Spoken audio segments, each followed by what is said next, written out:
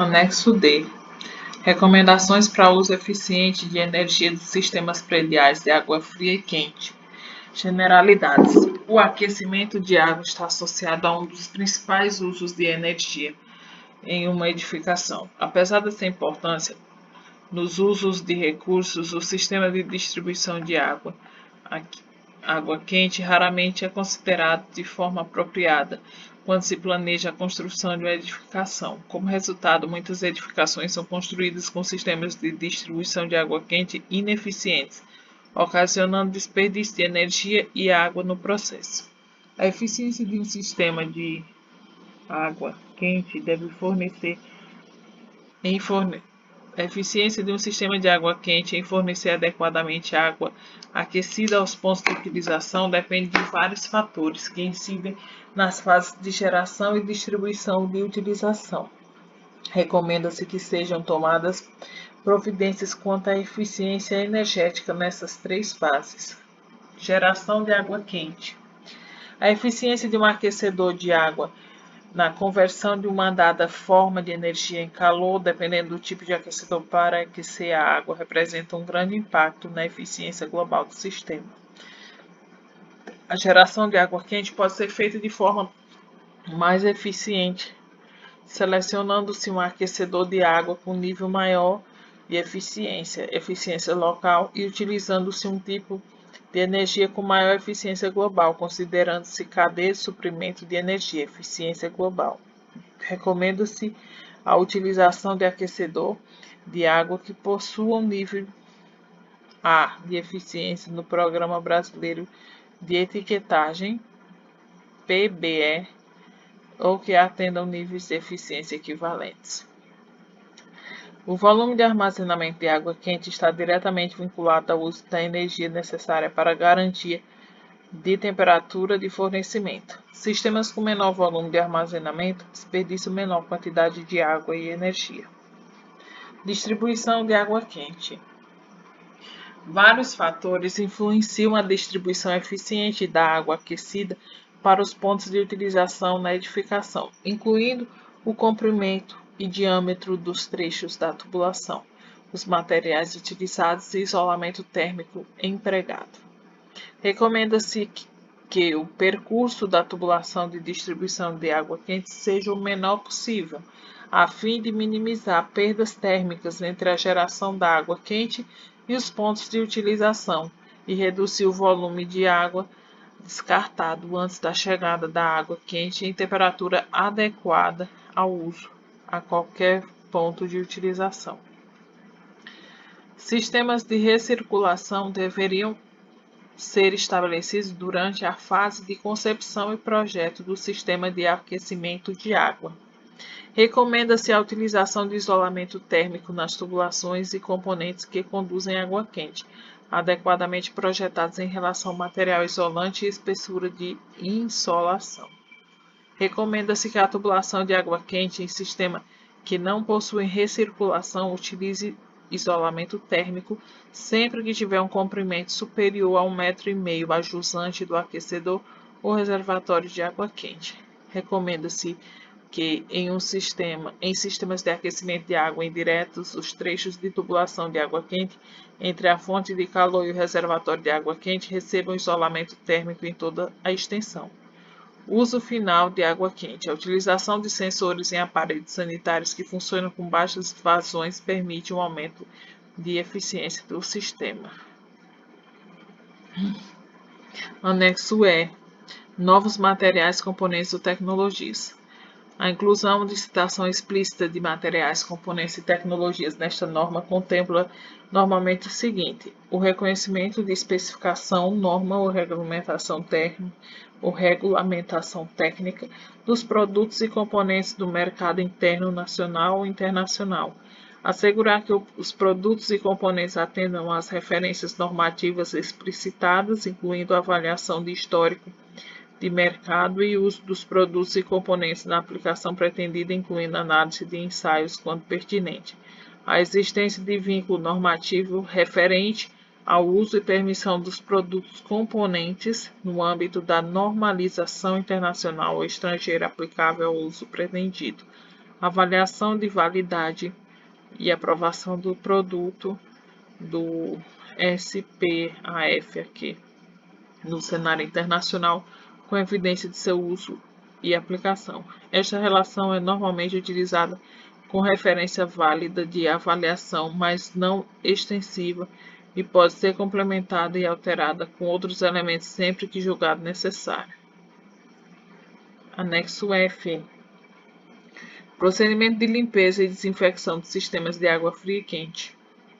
Princípio: o processo de limpeza dos sistemas consiste na remoção de materiais e substâncias eventualmente remanescentes nas diversas partes do SPAFAQ e, caso necessário, na sua subsequente desinfecção para a preservação da potabilidade da água. Recomenda-se que este procedimento seja realizado após o término dos ensaios de recebimento e periodicamente. Generalidades. É importante tomar cuidados especiais no armazenamento e manuseio de soluções salinas concentradas usadas para a obtenção de cloro livre. Recomenda-se que o profissional responsável pelo processo de limpeza tenha treinamento e utilize equipamento de proteção individual adequado. Antes do início do procedimento, observar as características do sistema e dos materiais, assim como verificar a compatibilidade do sistema. Utilizar filtros ou desvios para evitar o fluxo de água pelos componentes suscetíveis a danos devido à presença de detritos na água. Não utilizar água durante os procedimentos de limpeza ou desinfecção no sistema. A alta concentração de cloro e a alta temperatura da água necessárias para os procedimentos não a recomendam para uso corporal ou consumo, podem trazer riscos aos usuários. Notificar os usuários e ocupantes da edificação antes do início dos procedimentos. A escolha do procedimento de limpeza e desinfecção requer o conhecimento dos materiais e os componentes empregados nos sistemas, bem como da compatibilidade desses materiais e componentes com o procedimento de limpeza e desinfecção a ser aplicado. Considerar a recuperação do sistema de impermeabilização de acordo com a ABNT 9574 e 9575. A limpeza periódica danifica a proteção mecânica da impermeabilização e compromete a estanqueidade do sistema. Procedimentos de limpeza do reservatório. Interromper o abastecimento de água para o reservatório, bloquear a saída do reservatório ou barrilete quando for atingido o nível mínimo operacional, de modo a evitar a descida de sujidades e resíduos para a rede de distribuição predial. Escoar a água do reservatório, inclusive a água da reserva técnica de incêndio, caso exista, até que o nível do fundo do reservatório seja atingido. Esfregar as paredes do reservatório para remover mecanicamente as sujidades e eventual biofilme. Não utilizar sabão, detergente e produtos químicos semelhantes. Remover a água da pré-limpeza, retirando todo o líquido e sujidades do reservatório. Esta água não pode ser esgotada pelo sistema de distribuição predial para evitar a contaminação deste. Manter a saída do reservatório do barrilete bloqueada e reabastecer novamente o reservatório com água potável. Adicionar solução de substância que proporcione uma concentração de cloro livre de 1 mg por litro. É necessário que todo e qualquer produto químico utilizado atenda à legislação vigente e à ABNT 15784. Agitar a solução para homogeneizar a mistura. Umedecer as paredes e teto do reservatório com a solução. Repetir a operação 3 vezes em intervalos de 30 minutos. Esvaziar o reservatório. Abrir o registro de bloqueio da alimentação do reservatório, permitindo o abastecimento de água.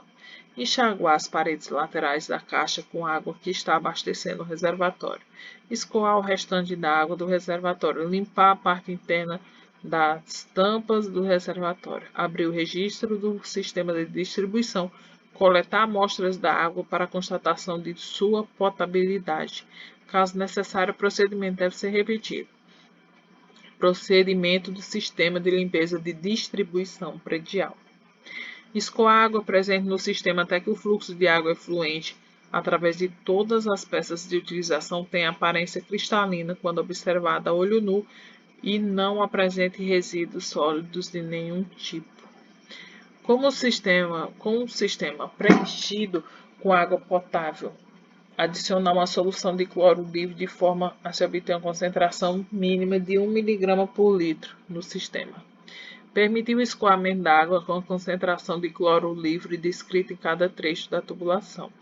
Coletar amostras da água do reservatório e do sistema de distribuição predial nas peças de utilização linearmente mais a jusante na fonte de abastecimento para a verificação da concentração do cloro livre no sistema. Manter o sistema em repouso por no mínimo 2 horas.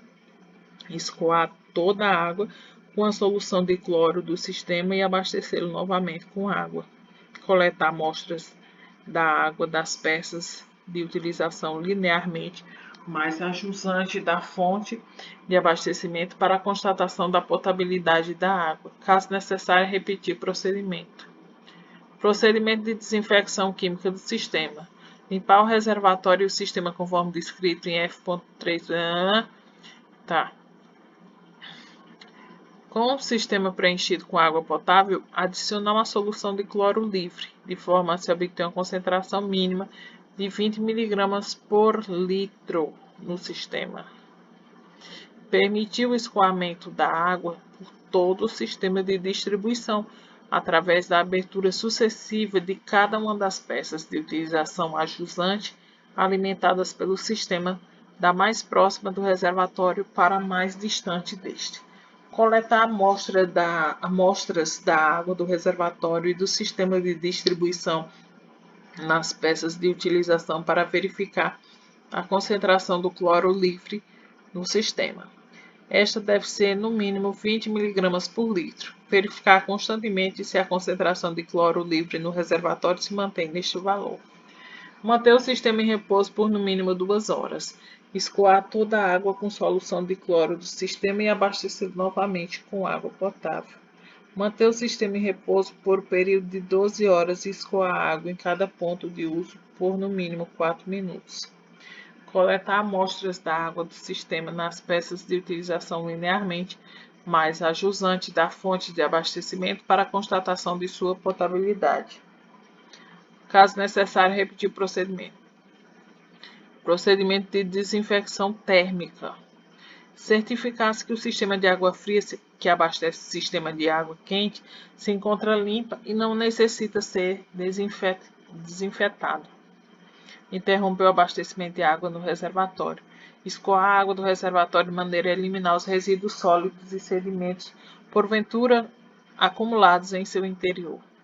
Limpar as superfícies internas do reservatório de maneira a remover sedimentos presos em sua superfície interna, caso exista. Abrir o registro de fechamento do reservatório.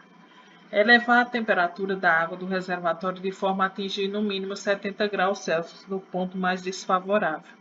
Considerando as perdas térmicas no sistema de distribuição e a estratificação no reservatório, temperaturas acima de 70 graus podem ser necessárias. Permitir o escoamento da água por todo o sistema de distribuição através da abertura sucessiva de cada uma das peças de utilização a jusante alimentadas pelo sistema, pois da mais próxima do reservatório para a mais distante deste.